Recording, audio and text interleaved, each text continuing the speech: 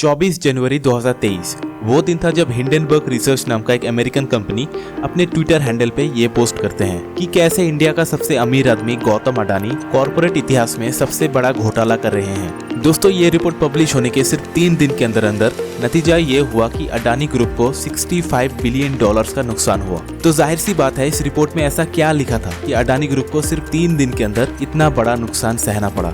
और ये जो हिंडनबर्ग कंपनी है, उनको अपनी रिसर्च पर इतना ज्यादा कॉन्फिडेंट है कि उन्होंने अडानी ग्रुप को ओपन चैलेंज किया हुआ है कि अगर हिम्मत है तो हमें गलत प्रूफ करके दिखाओ, हम लीगल एक्शन लेने के लिए भी तैयार हैं। दोस्तों, इस इंटरेस्टिंग टॉपिक को अच्छी तरीके से समझने के लिए चलिए पहले जान लेते हैं कि हिंडनबर्ग कंपनी के बैकग्राउंड के बारे में। इस कंपनी की स्थापना करी गई साल 2017 में एक इजरायली सिटीजन नेथन एंडरसन के द्वारा। नेथन एंडरसन प्रोफेशन से एक चार्टर्ड फाइनेंशियल एनालिस्ट है और उन्होंने अपनी बैचलर्स की डिग्री यूनिवर्सिटी ऑफ कनेक्टिकट से की है, जो अमेरिका में है। उसके बाद नेथन जब इजराइल गए तब वो एम्बुलेंस ड्राइवर के तौर पर काम करते थे as a part time job. उसके बाद जब वो अमेरिका में वापस आते हैं अपनी फाइनेंशियल करियर की शुरुआत करने के लिए, तब जाके उन्होंने साल 2017 में हिंडनबर्ग कंपनी को बनाया। दोस्तों, इस कंपनी का नाम हिंडनबर्ग ही क्यों रखा गया, इसके पीछे भी एक स्टोरी है। तो बात है साल 1937 की, जब अमेरिका में उस वक्त बड़ा सा दिखने वाला हवाई जहाज उड़ता था जिसका नाम था हिंडनबर्ग। और उस जमाने में इस तरह की हवाई जहाज उड़ना बहुत ही ज्यादा कॉमन था। आज के दिनों में इस तरह की हवाई जहाज बहुत ही कम देखने को मिलते हैं। तो एक्सीडेंटली एक दिन उस हिंडनबर्ग जहाज में आग लग जाती है,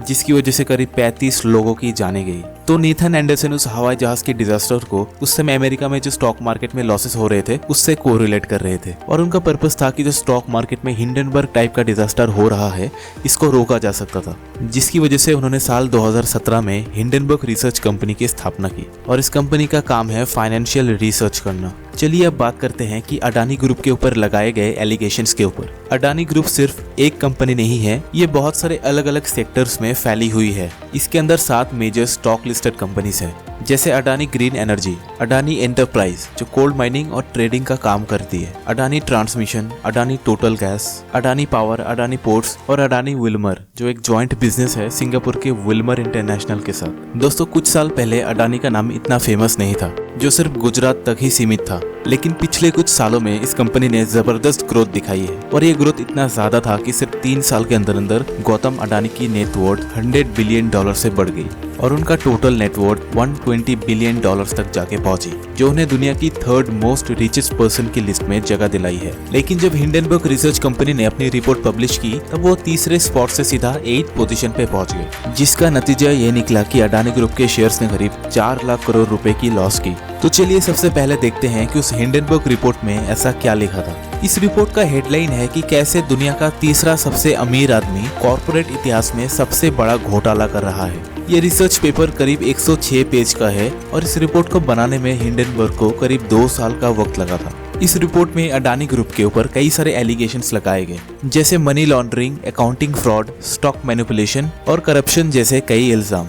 चलिए अब बात करते हैं कि अडानी ग्रुप के ऊपर लगाए गए एलिगेशंस के ऊपर। लेकिन इन सब में सबसे बड़ा एलिगेशन है स्टॉक मैनिपुलेशन का, जो इससे पहले कई बार अडानी ग्रुप के ऊपर लग चुका है। मार्च 2020 उस टाइम पे अडानी एंटरप्राइज का एक शेयर का प्राइस था 130 रुपए और नवंबर 2022 में अडानी एंटरप्राइज का एक शेयर का प्राइस 4000 से भी ज्यादा था। तो सवाल ये है कि सिर्फ 2 साल के अंदर किसी भी शेयर का वैल्यू इतना ज्यादा कैसे बढ़ सकता है। ऐसा क्या रेवोल्यूशनरी प्रोडक्ट बना दिया अडानी एंटरप्राइज ने, वो भी 2 साल के अंदर अंदर, जब कोरोना क्राइसिस चल रहा था। कुछ लोग अभी ये बोलेंगे कि इसमें इतना चौंकने वाली कौन सी बात है, अडानी शेयर का डिमांड बहुत ज्यादा था इसलिए प्राइस बढ़ गए होंगे। चलिए मान लेते हैं कि डिमांड ज्यादा होने की वजह से अडानी शेयर के प्राइस बढ़ गए होंगे, लेकिन लोग अडानी के शेयर को इतना ज्यादा दाम में ले क्यों रहे हैं। अब आप बोलेंगे कि अडानी ग्रुप का परफॉर्मेंस बहुत ही अच्छा था, इतना ज्यादा मुनाफा कमा रहे थे, लोग मजबूर हो गए होंगे उनके शेयर को खरीदने के लिए। ऐसा हो भी सकता है ना। तो आपकी जानकारी के लिए बता दूं कि उतना भी अच्छा कोई परफॉर्मेंस नहीं था अडानी ग्रुप का। कोरोना का टाइम था और मार्केट में रिसेशन जैसी हालत थी, तो शेयर्स के प्राइस बढ़े तो बढ़े कैसे।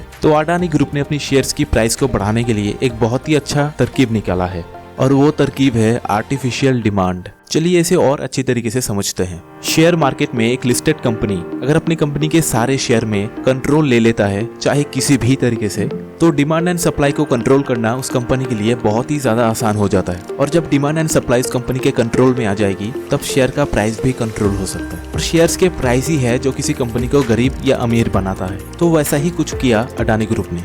रिपोर्ट में दूसरा इल्जाम लगाया गया है गौतम अडानी के brother in law Samir Vora पर। इनको कहा गया कि ये डायमंड ट्रेडिंग फंडिंग स्कैम के लीडर थे। फिर इन्हें बाद में प्रमोट कर दिया गया as a executive director Adani Australia division के लिए। तीसरा आरोप लगा है गौतम अडानी के बड़े भाई विनोद अडानी के ऊपर कि उन्होंने कैसे अलग अलग देशों में जाकर ऑफशोर शेल कंपनीज बनाई है और किस तरह से मनी लॉन्ड्रिंग की है। रिपोर्ट में लिखा गया करीब 38 ऑफशोर शेल कंपनीज आइडेंटिफाई करी मॉरिशियस देश में, जिसे विनोद अडानी या उनके कोई क्लोज एसोसिएट्स के द्वारा कंट्रोल किया जाता है। चलिए अब देखते हैं कि अडानी ग्रुप के कंपनीज की तरफ से क्या रिप्लाई आता है। तो अडानी ग्रुप की तरफ से पहला रिस्पांस आता है 27 जनवरी 2023, जिसमें उनका रिस्पांस होता है मिथ्स ऑफ शॉर्ट सेलर्स। उन्होंने बताया कि कैसे उनके पास बहुत अच्छे क्रेडिट रेटिंग्स हैं। जो अडानी ग्रुप के कंपनीज हैं वो अलग अलग रेगुलेशंस को मीट करती है जिन्हें गवर्नमेंट ने स्पेसिफाई किया है। इस रिस्पांस के 2 दिन पहले अडानी ग्रुप के जो CFO है जोगेशिंदर सिन्हा, उन्होंने कहा ये सारी रिपोर्ट्स अडानी ग्रुप के रेपुटेशन को अंडरमाइन करने की कोशिश करी जा रही है।